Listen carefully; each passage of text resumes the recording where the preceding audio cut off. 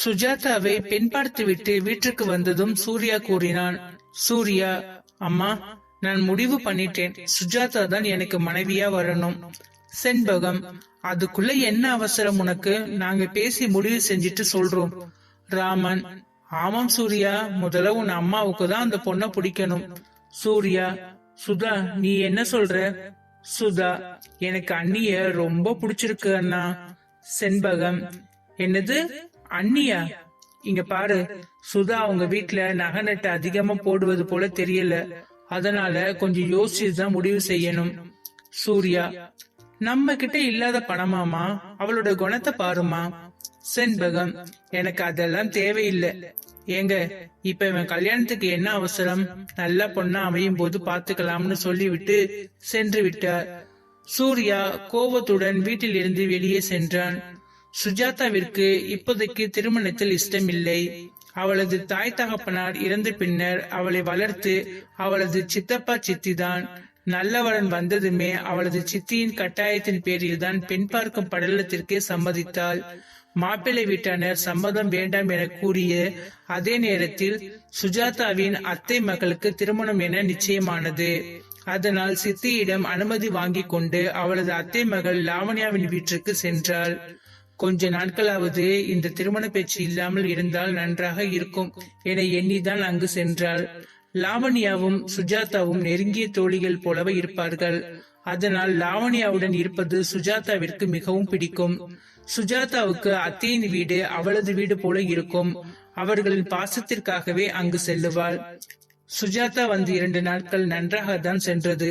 அப்போது ஒரு நாள் லாவண்யாவின் பெரியப்பா மகன் வினோத்தும் அத்தை மகள் பூஜாவும் வீட்டிற்கு வந்தனர். லாவண்யா சுஜாதாவிற்கு மட்டும் கேட்கும்படி கூறினாள். சுஜா, இது வினோத், எனக்கு அண்ணன். அது பூஜா, என் அத்தை பொண்ணு. நம்ம வீட்டுல அடுத்த கல்யாணம் இவர்களுக்கு தான். நீ இப்போதானே முதல்ல பாக்குற. எதுக்கு அந்த பூஜா கிட்ட கவனமா இரு. உன்னை எதிரிய பார்ப்பது போல பார்க்கிறாள். எதுக்கு லாலி என்னை இப்படி முறைக்கிறாள்? நீயும் வினோத்திற்கு முறை பொண்ணுதானே, அதனாலதான் இந்த முறைப்பு. என்னமோ, சரி வா, நம்ம உன் அறைக்கு போகலாம். உன்னை பெண் பார்க்க வந்தார்களே, அப்புறம் என்ன நடந்தது? சுஜாதாவின் சிரித்த முகம் இப்போது மாறிவிட்டது. ஏய், என்ன நடந்தது சுஜா? ஒன்னு இல்ல லாலி, அதை விடு, வேறு ஏதாவது பேசலாம். என்னதான் நடந்தது? உனக்கு மாப்பிள்ளை பிடிக்கலையா, இல்ல மாப்பிள்ளைக்கு உன்னை பிடிக்கலையா? அதெல்லாம் இல்ல, 2 பேருக்குமே பிடித்துதான் இருந்தது. ஆனால் அவங்க அம்மா வரதட்சணை அதிகம் கேட்டார்கள்னு சொல்லிட்டு இருக்கும் போதே பூஜா, அவளது அண்ணன் சுமன், வினோத் மூவரும் அவர்களது அறைக்குள் வந்தனர். பூஜா, இது யாரு லாலி, புதுசா இருக்கு? லாவண்யா, என் மாமா பொண்ணு சுஜாதா. சுஜாதா, நீங்க பேசிட்டு இருங்க, நான் வந்து விடுகிறேன்னு எழுந்தவளை தடுத்து நிறுத்திய பூஜா, எங்க ஓடுற? என் கூட பேச பயமா, இல்ல பணக்காரங்க இருக்கிற இடத்துல இருக்க கூச்சமா? லாவண்யா, வார்த்தை அளந்து பேசு பூஜா. வினோத், ஏன் பூஜா மேல கோவப்படுற? பூஜா, நான் உண்மையதானே சொன்னேன். லாவண்யா, வாய மூடியான்னு கோவமாக கத்தவும் வினோத், வா பூஜா, நம்ம வெளியே போகலாம் என்று அவளை அழைத்து கொண்டு சென்று விட்டான். சுமன், அவங்க சார்பா நான் மன்னிப்பு கேட்கிறேன் சுஜா. சுஜாதா, பரவாயில்ல அண்ணான்னு சொல்லிவிட்டு அங்கிருந்து நகர்ந்தாள். அன்று மாலை சுஜாதாவும் லாவண்யாவும் அமர்ந்து கொண்டு பேசியிருக்கும் போது பூஜாவும் வினோத்தும் அவர்கள் அருகில் இருந்த நாற்காலியில் அமர்ந்தனர். பூஜா, சுஜா, நீ ஊருக்கு போயிட்டு கல்யாணத்துக்கு வந்தால் போதுமே, ஏன் இங்கே இருக்கிறாய்? லாவண்யா, உன்னை போல பிரச்சனை செய்யாமல் அமைதியா இருக்கிற சுஜாவை எதுக்கு வம்புக்கு இழுக்கிறாய்? பூஜா, அது சரி, அன்னக்காவடிங்கன்னு சொல்றது சரியாதான் இருக்கிறது. சாப்பாட்டுக்கு வந்து உட்கார்ந்து விடுகிறார்கள், வக்கில்லாதவர்கள் என சுஜாவை பார்த்து கொண்டே கூறினாள். சுஜா, நாங்க வக்கில்லாதவங்க தான், நீங்க தான் பெரிய பணக்காரங்களாச்சே, நீங்க எதுக்கு இப்ப இங்க வந்து இருக்கணும்? இப்போல்லாம் பணம் இருந்தாலும் அவள் சொல்லி முடிக்கவில்லை. அதற்குள் படீர் என சத்தம் கேட்டு திரும்பி பார்த்தால் வினோத் அருகில் இருந்த நாற்காலியை தள்ளிவிட்டிருந்தான். வினோத், அளவுக்கு அதிகமா பேசுற, இதுவே கடைசியா இருக்கட்டும்னு சொல்லிவிட்டு பூஜாவை அழைத்து கொண்டு சென்று விட்டான். வினோத் இப்படி பேசிய சுஜாதாவிற்கு சுருக்கென்று இருந்தது. அன்றிலிருந்து தினமும் ஏதாவது ஒரு காரணத்திற்காக பூஜா சுஜாவை வம்பிழுப்பதும், அதற்கு சுஜா பதில் ஏதாவது பேசினால் வினோத் அவளை திட்டுவதும் தொடர்ந்து கொண்டே சென்றது.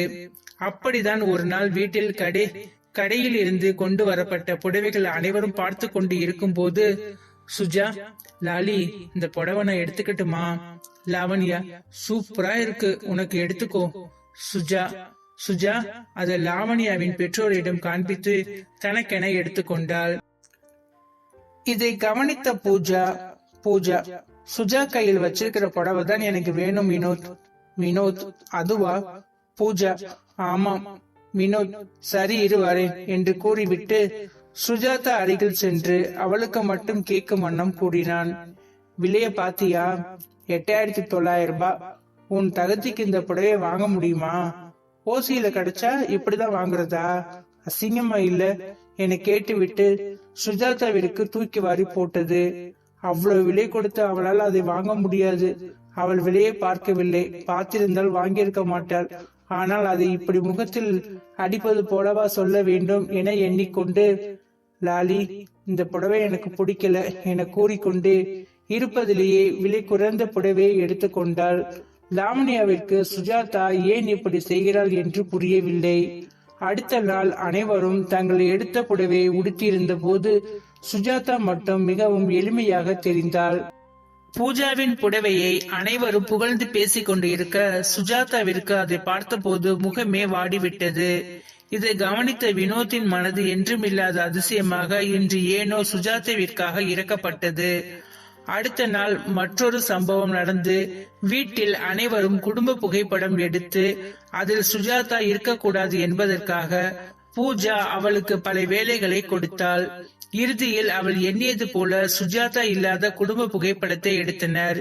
இந்த விஷயத்தில் லாவண்யாவும் சுஜா மீது கோவப்பட்டாள். பூஜா சொல்றத நீ எதுக்கு செய்யணும்? அறிவில்ல உனக்கு என்று சுஜாதாவை திட்டினாள். இப்படியே சென்று கொண்டிருக்கும் போது ஒரு நாள் அனைவரும் லாவண்யாவின் தோட்டத்திற்கு சென்றனர். அப்போது பேசிக்கொண்டு இருக்கும் போது பூஜா, வினோத், உனக்கு ஒரு விஷயம் தெரியுமா? இந்த சுஜாவை கொஞ்ச நாளைக்கு முன்னா பொன் பார்க்க வந்தாங்களாம். இவளோட முகத்தை பார்த்து விட்டு அந்த மாப்பிள்ள பின்னங்கள் பிடரிய அடிக்க ஓடி போயிட்டானாம். சொல்லி சிரிக்கவும் சுஜாதாவிற்கு அவமானமாக இருந்தது. லாவண்யா, தெரியாம பேசாத, வரதட்சணை காரணமா தான் சம்பந்தம் விட்டு போய்விட்டது. பூஜா, சும்மா ஏதாவது சொல்லாத. இவளை உண்மையாகவே மாப்பிள்ளைக்கு பிடித்திருந்தால் வரதட்சணை எல்லாம் ஒரு விஷயமே இல்லைன்னு சொன்ன போதுதான் சுஜாதாவிற்கு அந்த எண்ணம் வந்தது. அவள் அது பற்றி யோசித்துக் கொண்டு இருக்கும் போது பேச்சு திசை திருப்பி தங்களின் பெற்றோர்களை பற்றி அவர்கள் பேசிக் கொண்டு இருக்க சுஜாதாவிற்கு அவளது பெற்றோரின் ஞாபகம் வந்துவிட்டது. எந்த நிமிடம் அழுதுவிடும் மனநிலையில் அவள் இருக்கும் போது, பூஜா, சுஜா, உன் அப்பா அம்மாக்குன்னு சொந்தமா வீடாவது இருக்கா? இல்ல அது கூட வக்கு இல்லையா? அவ்வளவுதான். உடனே சுஜா அழுது விட்டாள். அவளது கண்களில் வந்த கண்ணீரை பார்த்து வினோத் பதறிவிட்டான். இதுவரை அவள் எதற்கும் அழுததில்லையே என அவன் எண்ணிக்கொண்டே இருக்கும் போதே, லாவண்யா, போதும் நிறுத்துங்க. எவ்வளவுதான் கஷ்டப்படுத்துவீர்கள் அப்பா அம்மா இல்லாத பொண்ண? பூஜா, அப்படின்னா அனாதையா நீன்னு கேட்கும் போது அதற்கு மேல் பொறுக்க முடியாமல் அழுது கொண்டு அங்கிருந்து ஓடிவிட்டாள் சுஜாதா. வினோத், நிறுத்து பூஜா, அறிவு கட்டத்தனமா பேசுற. முதல் முறையாக பூஜாவை எதிர்த்து பேசுகிறான் வினோத். அவனுக்கு சுஜாதா அழுததை பார்க்க முடியவில்லை. அவள் அழுததும் இவன் மனது ஏனோ வலிக்க தொடங்கியது. லாவண்யா சுஜாவை சமாதானம் செய்து வீட்டிற்கு அழைத்து வந்தாள். அதே நேரம் வினோத்தும் பூஜாவும் வீட்டிற்கு வந்தனர். வீட்டிற்குள் நுழைந்த சுஜா அங்கு சூர்யாவை கண்டாள்.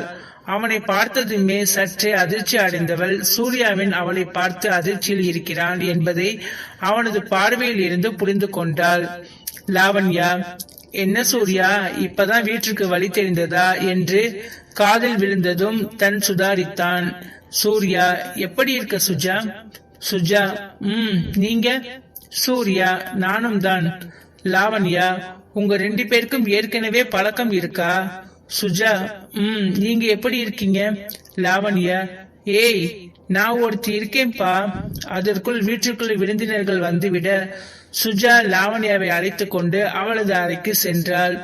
உனக்கு எப்படி சூர்யாவை தெரியும்? சூர்யா உனக்கு என்ன வேணும்? வினோத்தோட சித்தி பையன்தான் சூர்யா.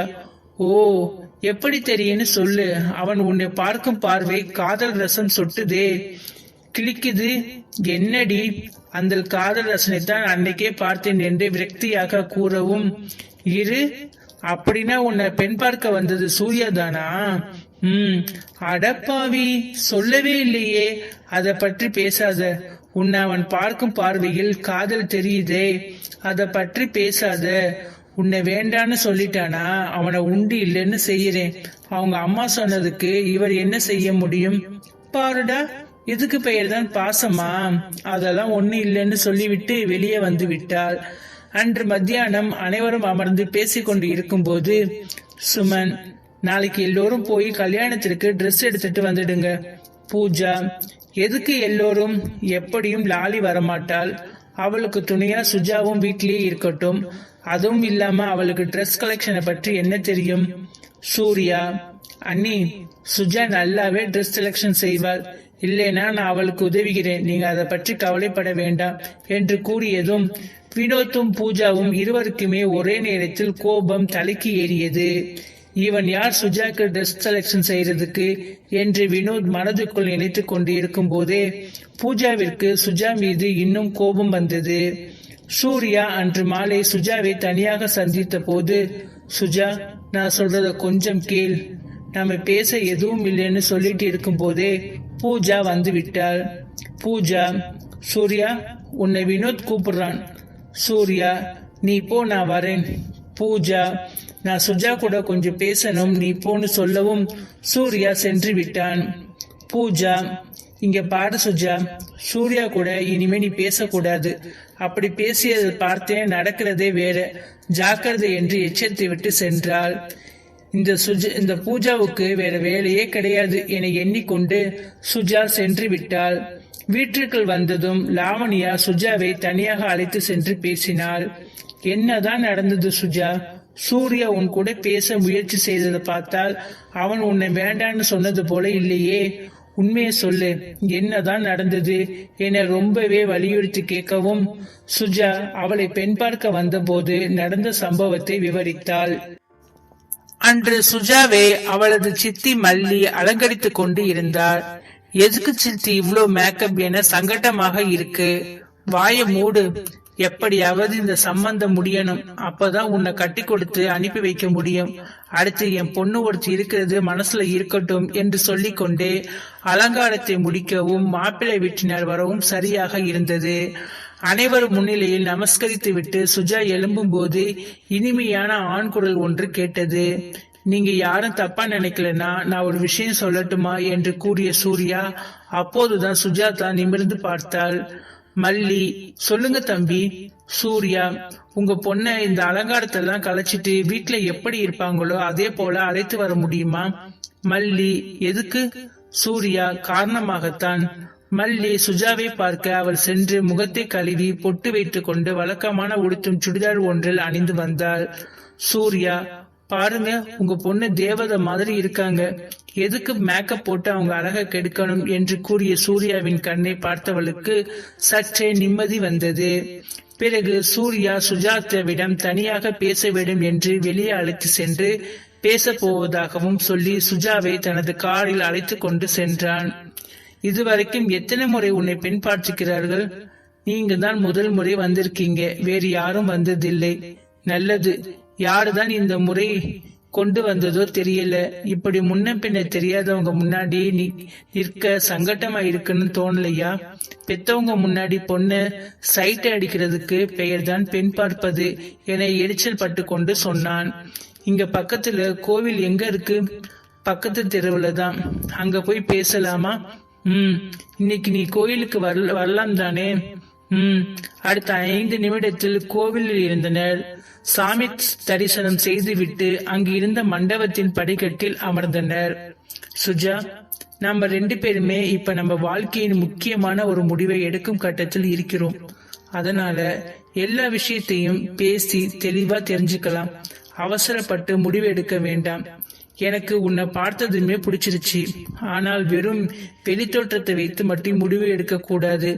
அதனால முதல்ல நான் என்னை பற்றி சொல்றேன், பிறகு நீ சொல்லு. பிடிச்சிருந்தா மேற்கொண்டு பேசலாம்.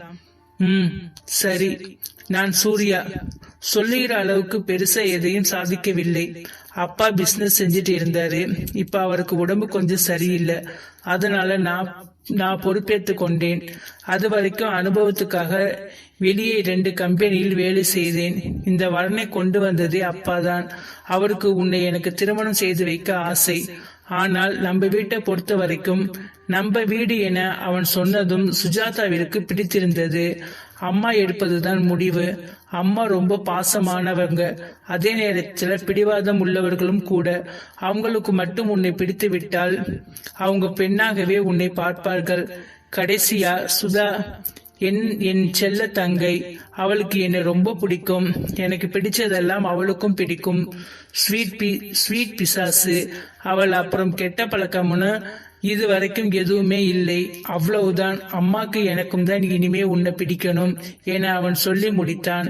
அப்படின்னா என்னை இதுவரைக்கும் பிடிக்கவில்லையா? அப்படி இல்லை. பிடிச்சால்தான் கோவிலுக்கு கூட்டிட்டு வந்தேன். ஆனால் உன் மனசுல என்ன இருக்குன்னு தெரியலையே. அதுக்கு முன்னாடி என்னை பற்றி நான் சொல்லி விடுகிறேன். எனக்கு 3 வயசு இருக்கும் போதே ஒரு விபத்துல என் அம்மா அப்பா 2 பேருமே தவறிட்டாங்க. அதுக்கு பிறகு என்னை பார்த்து கொண்டது என் சித்தப்பா தான். நான் என் அப்பா அம்மாவுக்கு ஒரே பொண்ணு. எனக்கு என் அப்பா அம்மா கூட சேர்ந்து நானும் அப்பப்போ போயிருக்கலாம்னு அடிக்கடி தோணும். முக்கியமா மற்ற பிள்ளைகளுக்கு அவங்க அப்பா அம்மா பார்த்துக்கும் போதும் தோணும். சித்தி வீட்டுல என்னை வளர்த்தவர்கள் அவ்வளவுதான். அவங்க பொண்ணுதான் அவங்களுக்கு முக்கியம். அவங்க பக்கம் நியாயம் இருக்குந்தானே. ஆனால் என் சொந்தக்காரர்களை சுத்தி இருக்கிறவங்களும் என்னை அனாதைன்னு சொல்லும் போது எனக்குள்ள ஏற்படுற வழி கொஞ்ச நாள் வெறியா மாறிடுச்சு. அவங்க என்னை பார்த்து பிரமிக்கணும்னு நினைச்சேன். நல்லா படிச்சேன். 10 + 2 2லுமே மாவட்டத்திலேயே முதல் மாணவியாக வந்தேன். எல்லா விளையாட்டு போட்டி, பேச்சு போட்டி, நடனம் எதையுமே விட்டு வைக்காம கலந்துக்கிட்டேன். வெற்றியும் பெற்றேன். ஆனால் அது எதுக்குமே எனக்கு பெருசா தெரியல. இதெல்லாம் நடக்கும் போதுதான் அந்த மாதிரி பேச்சுக்கள் அதிகமாயிடுச்சு. என் மேல பரிதாபப்பட்டவங்க தான் அதிகமாக இருந்தாங்க. எனக்கு அது சுத்தமா பிடிக்கல என்று கூறி சற்று நேரம் இடைவெளி விட்டு பேசினாள். இந்த விஷயம் உங்களுக்கு தெரியல, ஆனால் தெரிஞ்சிருப்பது அவசியம். அதனால சொன்னேன். சுஜாதா தனது கண்களில் தேங்கி நின்ற கண்ணீருடன் சூர்யாவை பார்த்தாள். அவன் மெல்ல அவளது கையை பற்றி வண்ணம், சுஜா, இப்போ உன் கண்ணில் இருந்து வெளிவர தயாராக இருக்கிற கண்ணீர் என்னைக்குமே வராத மாதிரி பார்த்துக்க வேண்டியதுதான் என் வேலை.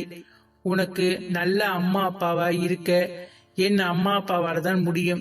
எனக்கு உன் மேல இருக்கிற பரிதாபம் இல்லை. எப்போது உன்னை பார்த்த அப்போவோ நீ தான் என் மனைவின்னு முடிவு செய்து விட்டேன். எங்க இதை முன்னாடி சொன்னால் தப்ப நினைப்பேன்னு தான் சொல்லல. உனக்கு சம்மதம்னு சொல்லு. இப்பவே அம்மா கிட்ட பேசி நிச்சயத்துக்கு ஏற்பாடு செய்கிறேன். இவ்வளவு நேரம் நீ என் கையை தட்டி விடாததை பார்த்தால் உனக்கு கல்யாணத்துல சம்மதம்னு நினைக்கிறேன். அம்மா கிட்ட பேசவா என அவன் கொஞ்சம் குரலில் கேட்க சுஜா சரி என்றாள். சூர்யாவிடம் இருந்து நல்ல செய்தி வரும் என காத்திருந்த சுஜாதாவிற்கு கிடைத்த தகவல், மாப்பிள்ளை வீட்டினர் சம்மதம் வேண்டாம் என கூறிவிட்டனர் என்பதே.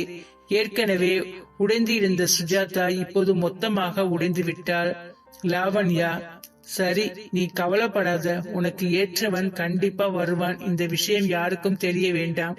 சுஜா, அன்று மாலை சுஜாவை தனியாக சந்தித்த வினோத், இங்க பாடு சுஜா, சூர்யா ஏதாவது விளையாட்டுக்கு பேசிட்டு இருப்பான். நீ அதை நினைத்து கனவுல இருக்காத. சூர்யா எங்களை விட பணக்காரன். அதனால அவன் தகுதிக்கு ஏற்றது போலதான் சித்தி பெண் பார்ப்பாங்க. நீ தேவையில்லாம ஆசையை வளர்த்துக்காத என்று சற்று மிரட்டும் குரலில் எச்சரித்து விட்டு சென்றான். இவருக்கு வேற வேலையே இருக்காதா? எல்லாத்தையும் தப்பாவே புரிஞ்சுக்கிட்டு இருக்காரு என எண்ணிக்கொண்டே அங்கிருந்து சென்று விட்டாள். அடுத்த நாள் சூர்யாவும் சுஜாவும் பேசிக் கொண்டிருந்ததை பார்த்த வினோத் கோபம் உற்றான். அன்று மறுமுறை சுஜாவிடம் தனியாக பேச வாய்ப்பு கிடைத்தது. சுஜா, நான் உன்கிட்ட இப்ப ஒரு உண்மையை சொல்லணும். சூர்யாவோட அம்மா ஏற்கனவே அவனுக்கு ஒரு பொண்ணை முடிவு செய்து விட்டார்கள். அவர்களோட உயிர் தோழியுடைய பொண்ணுதான் சூர்யாவுக்கு கல்யாணம் செய்து வைக்கணும்னு இருக்காங்க. சித்திக்கு மட்டும் நீ சூர்யாவை பழகுவது தெரிந்தால் அவ்வளவுதான். அவங்க என்ன வேணாலும் செய்வாங்க. உன்னை சும்மா விட மாட்டாங்க. சுஜா, தயவு செய்து நான் சொல்றதை கேளு சுஜாமா. அவனை மறந்துவிடு. உன்னை யாராவது ஏதாவது சொன்னால் என்னால் தாங்கிக் கொள்ள முடியாது. இது என்ன எப்போதும் இல்லாத புது அக்கறை? புதுசாலாம் இல்லை, எப்போதுமே இருக்கிறது தான். அதனாலதான் சொல்றேன். இதை நான் சொன்னால் பூஜா கூட நீங்க பழக கூடாதுன்னு நான் சொன்னா செய்வீங்களா? பூஜாவும் நானும் போதும், சொல்லித்தான் தெரியணும்னு இல்ல, அதை தான் பாக்குறேன் என்று கூறிவிட்டு அங்கிருந்து சென்று விட்டாள். அடுத்த நாள் சூர்யாவின் அம்மா லாவண்யா வீட்டுக்கு வந்தனர். அங்கு சுஜாவை கண்டு முதலில் அதிர்ச்சி அடைந்தனர். அவளிடம் பேசினர். நீ இங்க என்னமா செய்யற? லாவண்யா, என்னோட அத்தை பொண்ணுதான். ஓ, எங்க உன் அம்மா அப்பா வரலையா? எனக்கு தான் அம்மா அப்பா இல்லையா ஆண்டி? என்னமா சொல்ற? அப்படின்னா மல்லி அவங்க என் சித்தி. முகஜாடை வேற மாதிரி இருக்கேன்னு சந்தேகப்பட்டேன். ஓ, உன் அம்மா பெயர் என்ன? எதுக்கு ஆண்டி? கேக்கும் போதே வினோத் சித்தி அவள் சின்ன பொண்ணு, ஏதாவது சொல்லிடாதீங்க. சென்பா, எனக்கு தெரியும், நீ சொல்லு சுஜாதா. சுஜாதா, காந்திமதி. செண்பகம், காந்திமதியா? அப்படின்னா உன் அப்பா பெயர் தமிழ் செல்வனா? சுஜா, ஆமாம். அது எப்படி உங்களுக்கு தெரியும்? சூர்யா, என்னமா நடக்குது இங்க? செண்பா, சூர்யா, என் தோழியுடைய பொண்ணதான் நீ கல்யாணம் செய்யணும்னு சொன்னேனே, அந்த காந்திமதியோட பொண்ணதான்டா இத்தனை வருஷமா நான் தேடிட்டு இருந்தேன். சுஜாதாவை வந்த வரனை எல்லாம் நான் தட்டி கழித்தது சுஜாதாவை உனக்கு திருமணம் செய்து வைக்கத்தான். இது தெரியாம நான் உங்க கல்யாணத்துக்கு நிறுத்திட்டேனே.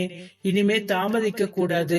லாவண்யா திருமணம் முடிந்ததும் உங்க திருமணத்தை நடத்த வேண்டும் என அவர் கூறவும் அனைவருக்கும் வியப்பாக இருந்தது. அதில் இருவருக்கு மட்டும் பெரிய அதிர்ச்சியாக இருந்தது. ஒன்று வினோத். ஏனென்றால் அவன் சுஜாவை காதலித்துக் கொண்டே இருந்தான். அதை அவன் உணர்ந்த சமயம் சூர்யா வந்து விட்டான். அதனால் சுஜாவிடம் அதை தெரியப்படுத்தாமல் இருந்தான். ஆனால் ஏற்கனவே சுஜா சூர்யா திருமணம் செய்ய சம்மதித்து இருப்பாள் என அவன் நினைக்கவே இல்லை. மற்றொரு ஆள் சுஜா தான். ஏனென்றால் அவள் சூர்யாவை திருமணம் செய்ய சம்மதித்ததற்கு காரணமே தனக்கு ஒரு குடும்பம் கிடைக்க போகிறது என்ற ஆசையில்தான். ஆனால் வினோத்தை அவள் பார்த்திருந்து அவள் அவனை காதலிக்க தொடங்கிவிட்டாள். பூஜா அவனை திருமணம் செய்ய போகிறான் என்பது அவளுக்கு அடிக்கடி மனதில் வந்து போகும். இருப்பினும் அவள் வினோத்தை விரும்பி கொண்டுதான் இருந்தாள். இப்போது செண்பகம் இப்படி சொல்லவும் அதிர்ச்சியில் உறைந்து விட்டாள். அடுத்து நடந்த அனைத்தும் கனவு போல இருந்தது. லாவண்யாவின் திருமணத்தன்று சுஜாவுக்கும் சூர்யாவுக்கும் நிச்சயம் என முடிவு செய்யப்பட்டது. வீட்டில் திருமணங்களை கட்ட தொடங்கியது. இப்படியாக திருமணத்திற்கு 2 நாளுக்கு முன்னர் இரவு சுஜா காற்று வாங்க மாடிக்கு சென்றாள். அங்கு அவளுக்கு முன்பே வினோத் நின்று கொண்டிருந்தான். என்ன சுஜா இங்க? சும்மா காற்று வாங்க. பனிக்காத்து உடம்புக்கு ஆகாது. இன்னும் 2 நாள்ல உனக்கு நிச்சயம் வேற நடக்க போகிறது. அதனால உள்ள போய் என கூறியவன் வார்த்தையில் வலி இருப்பது சுஜாவுக்கு தென்பட்டது. ஆனால் அது தனது பிரம்மை என எண்ணி பேசாமல் அங்கிருந்து சென்று விட்டாள். லாவண்யாவின் திருமணத்தன்று சுஜா வினோத் இருவருக்குமே வேதனை நிமிடத்திற்கு நிமிடம் அதிகரித்துக் கொண்டே சென்றது. சரியாக திருமணம் முடிந்து நிச்சயத்தை நடத்த ஏற்பாடு நடந்து கொண்டிருக்கும் போது சுஜா தனது அறையில் அழுது கொண்டு இருந்தாள். தனது பெற்றோரை நினைத்துக் கொண்டு இருந்தாள். அம்மா, நீங்க உயிரோட இருந்திருந்தா நான் இவ்வளவு வேதனைப்பட்டிருக்க மாட்டேன். என் விருப்பத்தை நீயாவது கேட்டிருப்பியம்மா என்று அவள் அழுது கொண்டிருந்த போது அவளை அழைத்து செல்ல சுதா வந்தாள். வேறு வழியின்றி சுஜாவும் அவளுடன் சென்றாள். அங்கு அவளுக்கென போடப்பட்டிருந்த இருக்கையில் அமர்ந்தவள் அப்போதுதான் மணமகன் இருக்கையில் வினோத் இருப்பதை கண்டாள். நடப்பது புரியாமல் அவள் விழிக்கவும், சுஜா, உன் சந்தோஷமா பார்த்திப்பேன் என்று உன் அம்மாவுக்கு வாக்கு கொடுத்தேன். உன் சந்தோஷத்தை வினோத்திடம்தான் இருக்கிறது என்று சூர்யா கண்டறிந்து கூறினான். என் பையன் ஆசையை விட உன் சந்தோஷம்தான் முக்கியம்னு தோணுச்சு. அதனாலதான் உனக்கு இன்ப அதிர்ச்சி கொடுக்க இந்த ஏற்பாடு என செண்பகம் கூறவும் சுஜா குழப்பத்துடன் வினோத்தை பார்த்தாள். இன்ப அதிர்ச்சி உனக்கு மட்டும் இல்லை, எனக்கும் தான் என கூறி அவனும் சிரிக்கவும், அப்படின்னா பூஜாவும் நானும் காதலிக்கிறதா நீங்க தப்பா புரிஞ்சுக்கிறீங்க. அவள் எனக்கு நல்ல தோழி, அவ்வளவுதான் அவன் சொன்ன போதுதான் சுஜாக்கு முகத்தில் சந்தோஷம் பரவியது. செண்பக வடிவில் தனது அன்னையை கண்டால் சுஜா. தனது அம்மா இன்னும் உயிரோடு தான் இருக்கிறாள் என்று அவளுக்கு தோன்றியது. சுஜா சூர்யாவிற்கு நன்றி தெரிவிக்கவும், நான் தான் சொன்னேனே உன் சந்தோஷம்தான் எனக்கு முக்கியம்னு. சுஜா, நான் வந்து அன்னைக்கே தெரிஞ்சுக்கிட்டேன் நீயும் வினோத்து விரும்புகிறேன். அதை பத்தி உன்னிடம் பேச வந்தேன். ஆனால் நீ வேறு ஏதோ நினைத்து கொண்டு பேசவில்லை. எப்படியோ நீ சந்தோஷமா இருந்தா போதும் என அவன் கூறியது வினோத் சுஜாதா இருவருக்கும் நிறைவை தந்தது. அடுத்த 2 மாதத்தில் சுஜா வினோத் திருமணம் பெரியோர்களால் நடத்தி வைக்கப்பட்டது.